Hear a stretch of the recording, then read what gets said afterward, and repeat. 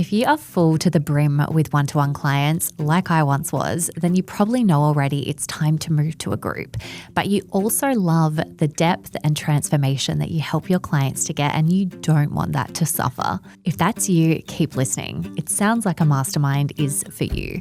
If you're an online coach or a consultant, a paid mastermind is the smartest way to scale your online business for freedom. I'm Ellie Swift. Welcome to the side of the internet that teaches you exactly how to do that as someone who's made more than $4 million running masterminds with retention rates that average 80% plus. A word of warning, this is for the discerning coach with skills and expertise who wants to have an amazing business and lifestyle and help their clients to get great results. If that's you, let's go. All right, let's talk about how to transition your clients from one-to-one to a mastermind without losing them. What do I know about this? So when I moved to a mastermind, I was working with 27 one-to-one clients. I know, it was a lot. 20 of them joined my mastermind. 7 of them I kept working with one-to-one. I didn't lose any of them in the process. And the thing that was even better than that is that I stopped working 8 a.m. to 6 p.m. 5 days a week. And now I run a mastermind that I deliver in less than 10 hours a week. There's one very specific reason why I believe that is. I share this process really in depth inside my program, the Mastermind Model, and it's one that my students have told me time and time again has helped them get the same result. In fact, I shared the exact video that I sent in 2019 when I switched my clients from one-to-one into the mastermind. Fun fact, I was wearing loungewear at the time of recording it, not camera ready at all. So today I'm going to share a little bit more about the overall concept so that you can apply it for yourself too. So here's the thing. You know that a mastermind is going to serve your business more, but you've decided that it doesn't serve your clients. You think right now that they favor one-to-one coaching over and above all other types and containers. And because of that, your brain has decided that you're going to lose all your clients the minute you pose a mastermind. That's negativity bias, my friend, and we need to get you out of it. So we want to start with the belief that a mastermind is going to serve your clients far more than one-to-one coaching ever would. Now, 7 years into running masterminds, I have evidence that this is in fact absolutely true. You might not yet have that same evidence, so you can for sure borrow my belief around this for now. What I know is that you need to really shift that belief for yourself over time. And so let me talk you through a few things that are going to help you to do that. And then we'll talk about the strategy of how we're actually going to make that switch. All right. So the first belief number 1 is that clients don't get their best results from access to you. They get them from perspective. Now, most coaches assume that results come from more time with the coach. In reality, what I found to be true is that the biggest breakthroughs happen when clients hear how other people are thinking. They see how other people apply the same concept, and they realize that they're not uniquely behind or different or doing something wrong. It's just part of the process. So a mastermind gives your client that expanded perspective. And this is the whole concept of we're the product of the people we spend the most time with. Now, when you bring together other incredible people, you accelerate results. All right. Now, the second belief here is that the container matters more than the format.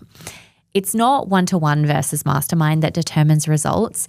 It's clarity of expectations within that container. It's the quality of the structure, and it's the strength of the facilitation of you as the coach, mentor, consultant. It's also the standard that you hold inside that room. A well-run mastermind with clear leadership will outperform scattered one-to-one support every single time. Third belief I want you to know is that clients will mirror your belief about the mastermind that you're creating. So if you're creating a mastermind to help them get bigger results, you tell them that. You want to be creating a mastermind that is significantly better than one-to-one. And then you tell them all the ways that it is better. When you do that, they will be bought in to your experience. They will sign, they will re-sign, they'll see the value. Now, let's talk about the strategy. So the how, we've got the beliefs down. Let's talk about how we're actually going to move people into that mastermind. So what I recommend you do is that you pitch the idea to each client individually based on their unique goals. So instead of making this about you and saying, hey, I've evolved my business. We're moving to this mastermind format. You're going to do 5 really specific things. And I recommend doing this via video. All right. The first thing you're going to do is you're going to anchor the conversation into their goals. So you're going to reflect back to them what they've told you they want this year. For example, I know you want to scale to 200K plus in your coaching business and you want to introduce a group offer to help you do that. All right, so you've named what they want. Secondly, you name the ceiling of the one-to-one support. I've been thinking about how I can best support you moving forward, and I don't believe one-to-one coaching is the most effective container for this next phase that you're in. The third thing you do, you position the mastermind as the next step. So what's really going to support you in this next level of growth is being in a room with other high-level business owners like yourself, navigating the same challenges and growth edges at the same time. All right, fourth, you share your considered approach. I've been working on something behind the scenes and I've been really intentional about how it supports you. Let me walk you through what this will look like. Here's where you share the outcomes first and foremost, the structure and the investment for them. And finally, you frame it as a loving invitation for them. Now, based on what you've told me that you want, this is exactly what I would recommend, and I'd love to hear how this lands for you. So if you're sitting there listening to this 5-step process and you're thinking, I know a mastermind is my next move, but I'm really scared that I'm going to lose people, I want you to hear this, my friend. You don't lose clients when you evolve your model. You lose clients if they think that you've stopped caring about them and their results. Now, you and I both know that this is a mutually beneficial decision. You wouldn't be making it if it wasn't. And when you center the conversation on their goals, not your business, most of them are not going to resist that change. All right, if you want more on the exact strategies that I'm recommending to sell and deliver your mastermind in 2026, make sure you get your hands on the guide, the 5 main strategies to sell out your mastermind in 2026.